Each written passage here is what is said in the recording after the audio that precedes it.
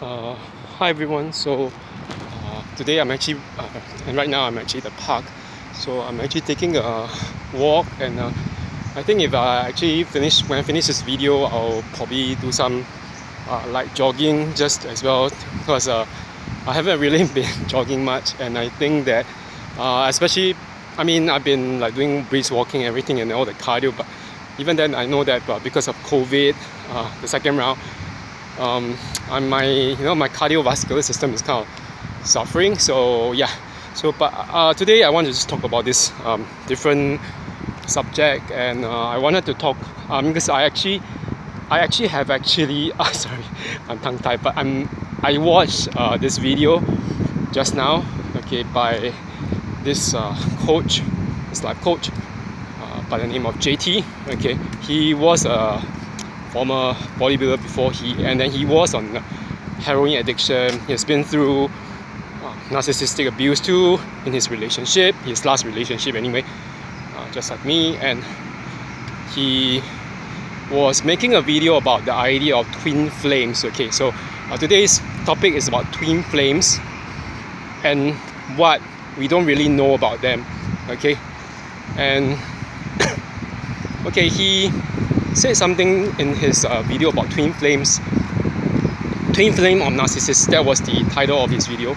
Okay, he had this question, and he answered the question. Actually, he didn't just ask this question, but he answered the question by comparing the behavior of twin flames with the behavior of narcissistic relationships, especially between a narcissist and an empath.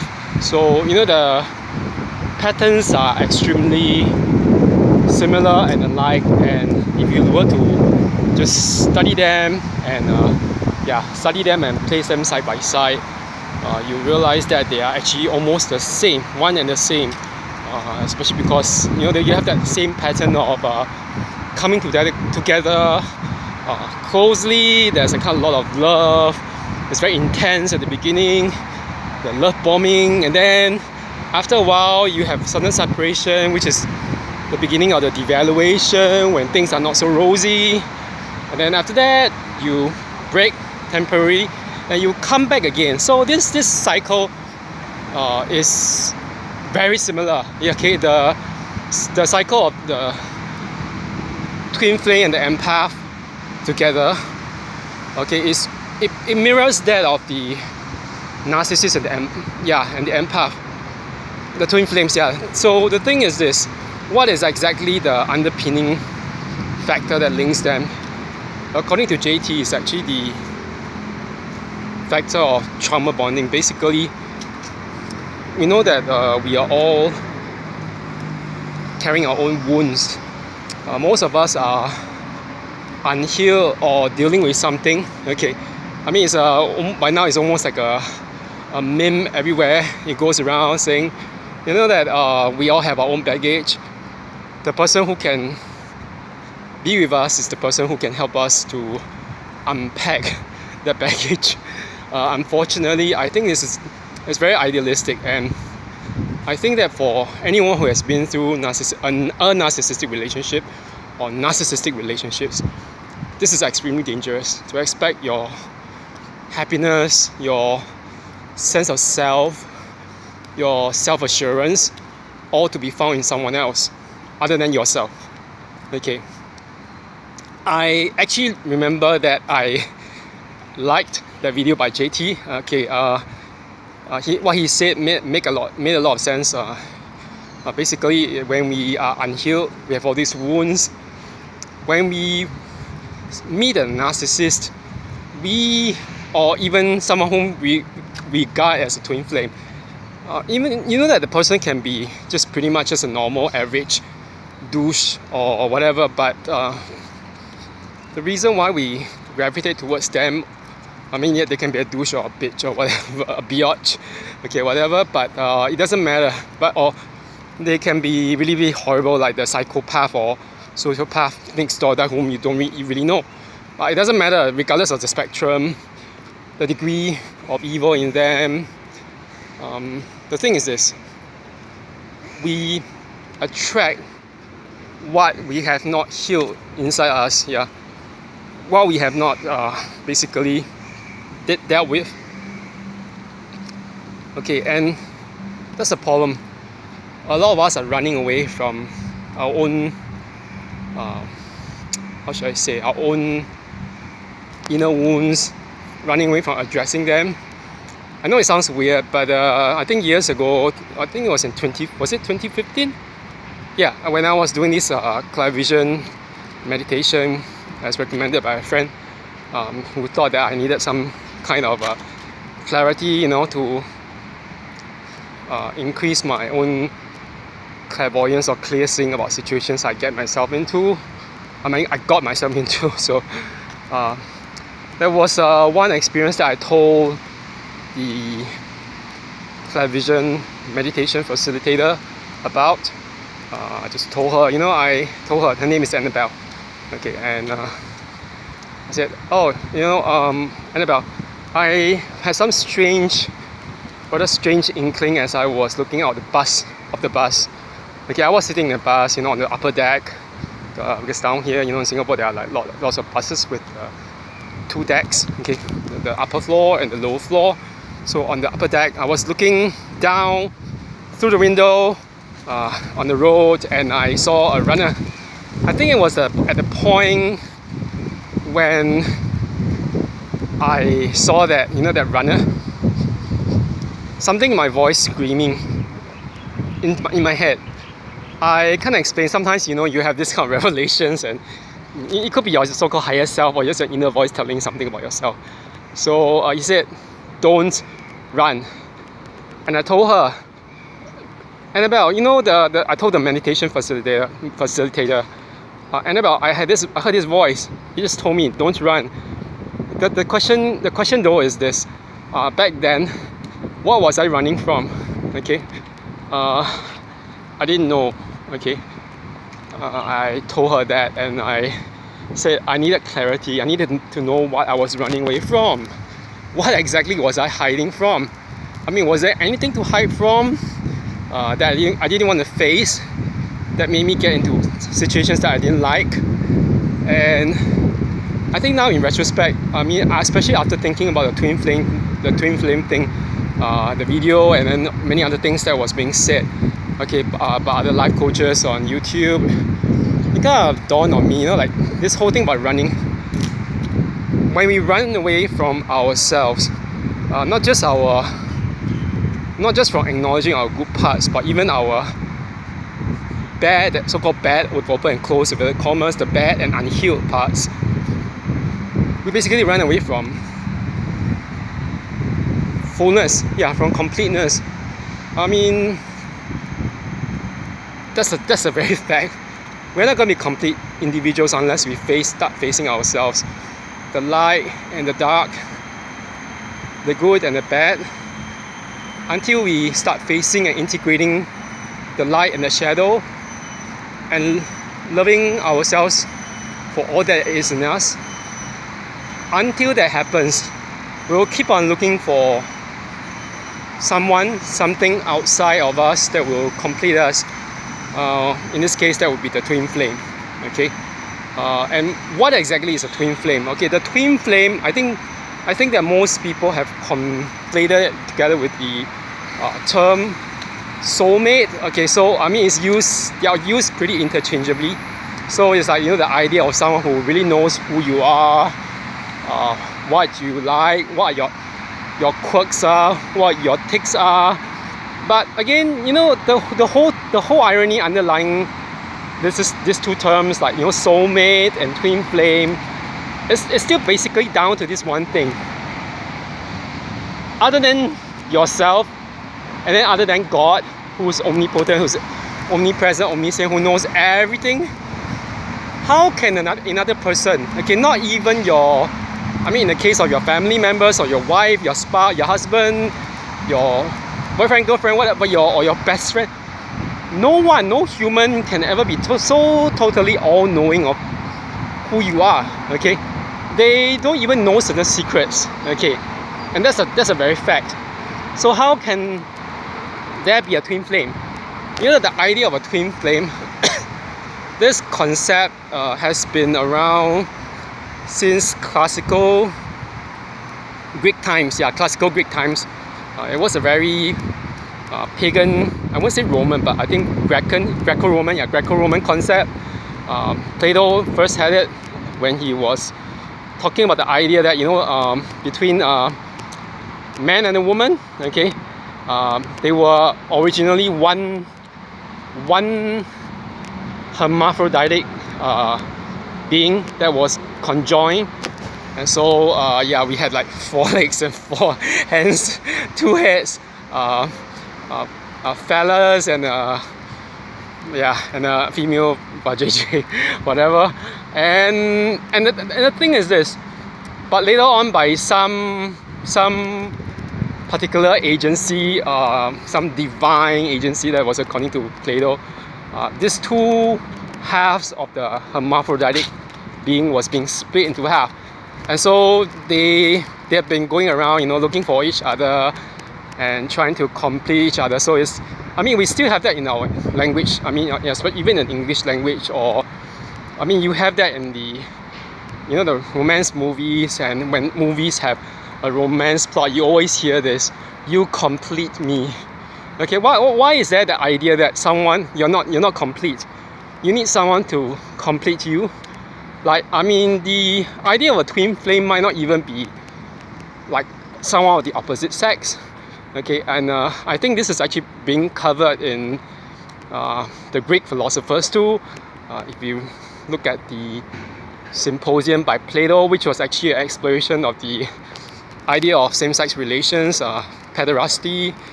This pederasty was actually one phenomenon that was being mentioned, and obviously Plato was being taught by Socrates, his master, who was being sentenced to death for allegedly corrupting the youth of Athens. And but just to detract from all this and to go on to the idea what twin flames really are.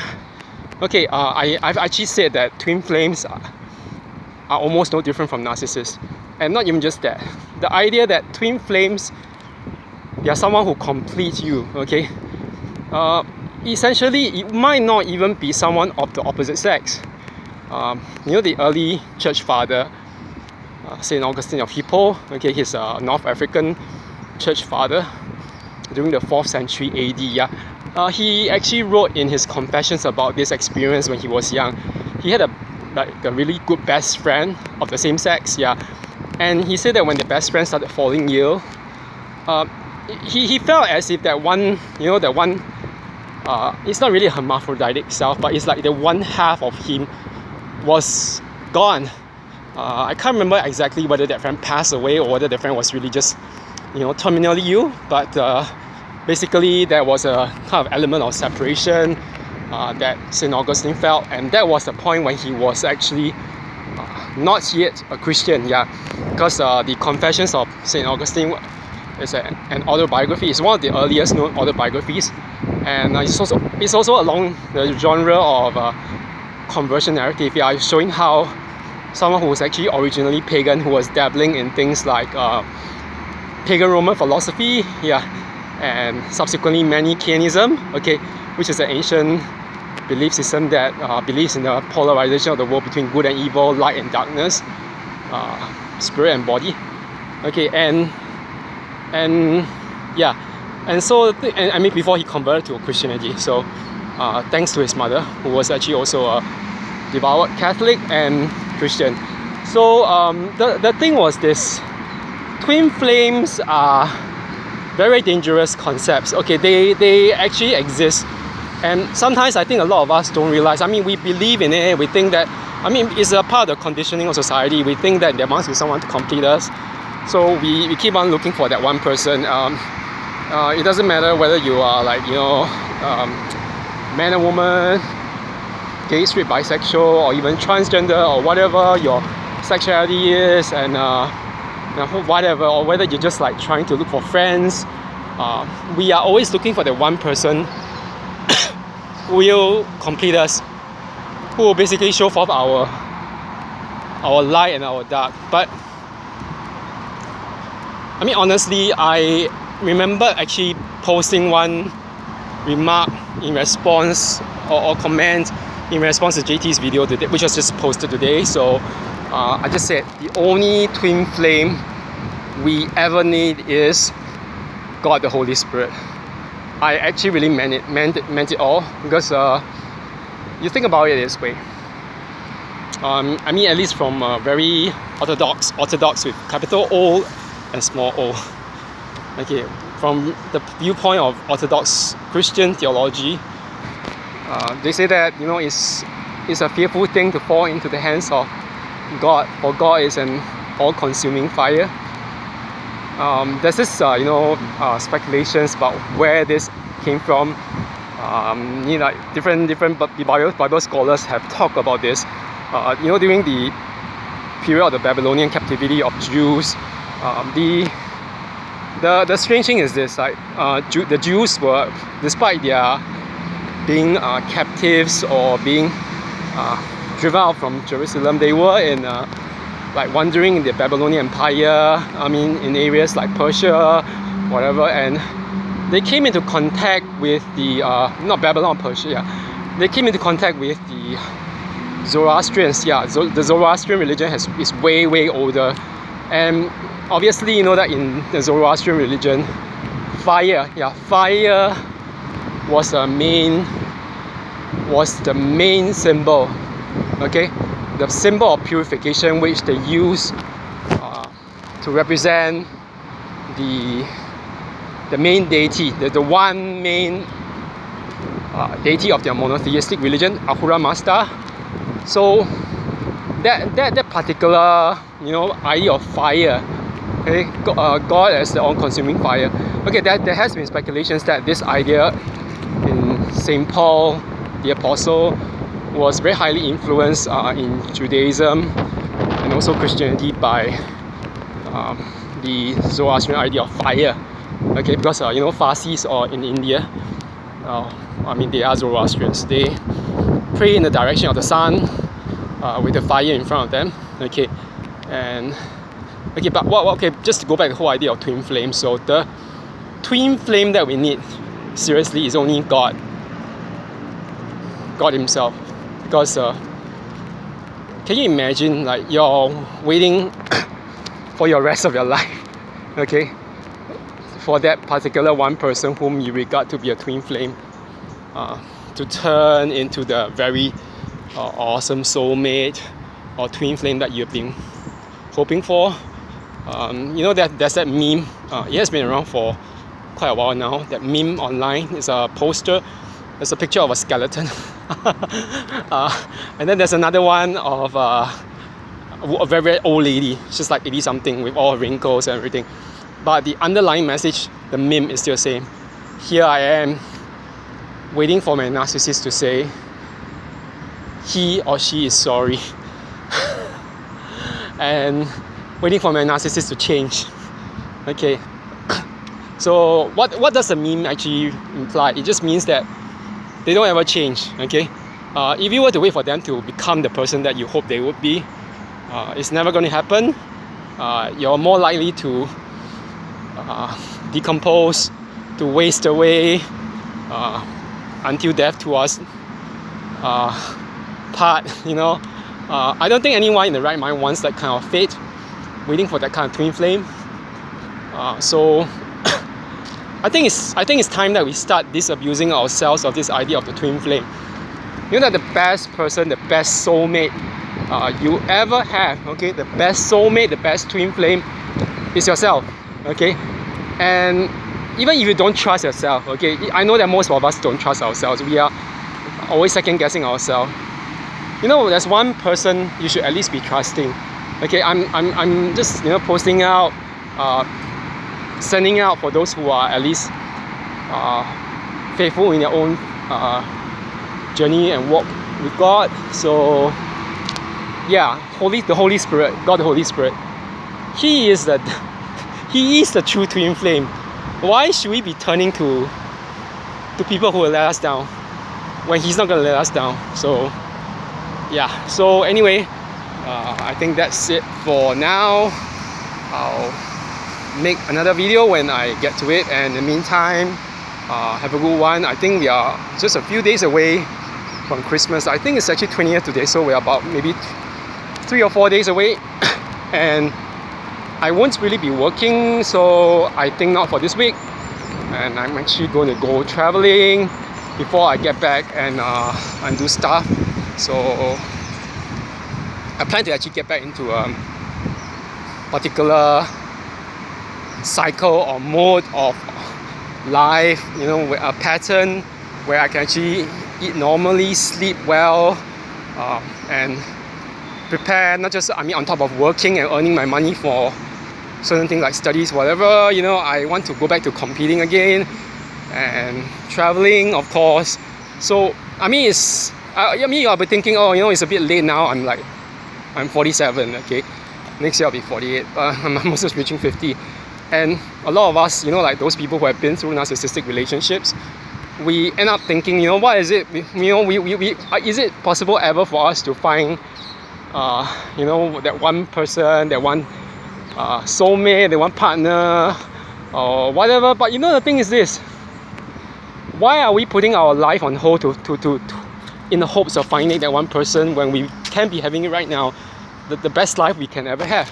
Okay, I know it sounds very idealistic, but I think that only when you have been through this particular, abuse, the damage, the hurt, everything, when you start going through it, and then when you realize, life is really, really short. We have those few years, most of us don't live to 90 and beyond, and we don't know. Okay, we don't really know. And my granny lived till 97, but the last 7 years of her life were not really in good health. And she was, her eyesight was failing, her hearing was failing. She didn't have a really good back, and the different kinds of things that when your body starts crumbling on you. And despite my mom telling me that she was in still relatively good health for her age.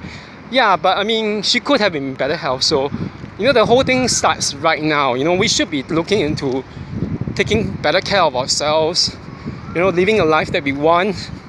Okay, don't put your life anymore on hold just for so-called twin flame, whatever. Because by the time you look back and you wonder, why did I waste my life? Okay, why did I waste my life for that person? Okay, and I had a friend who once telling me, when I was talking about the last relationship with the ex-narc,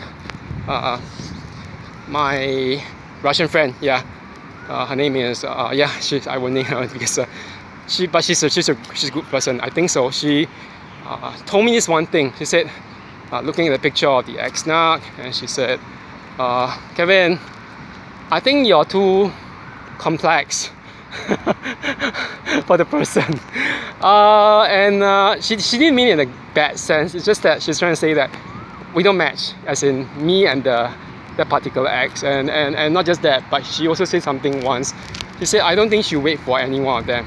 Okay, doesn't matter. She was telling me about my first ex, my second one, who was the ex-narc. And she said, that you are a very not complicated, but complex person. And they can't understand you. They won't be able to find fulfillment when they are together with you. No matter how good, let's say, they are. My first ex was a good person. But even then, things don't really work out sometimes the way, even between healthy people. And that friend, the Russian friend, was telling me, that don't place your life on hold. You could be having a better life, by yourself. And I know it sounds cliche. It's that song by Jennie from Blackpink. I'm going solo, she actually said that, I used to be your queen, now used to be your queen, then treating me like I used to be a goat. Yeah, it's like she used to be treated like SHIT, by the one she loved, but she chooses to go solo. But there's nothing wrong with going solo. Okay, so society has become kept on brainwashing us via the media, via different kinds of conditioning and brainwashing, to think that, you know, if we don't have someone else like to complete us, it's the end of the world. But it's not. Okay, so I hope that everyone has a good Christmas week leading up to Christmas, and that after Christmas, the week leading up to New Year will be good. So till then, okay, bye bye.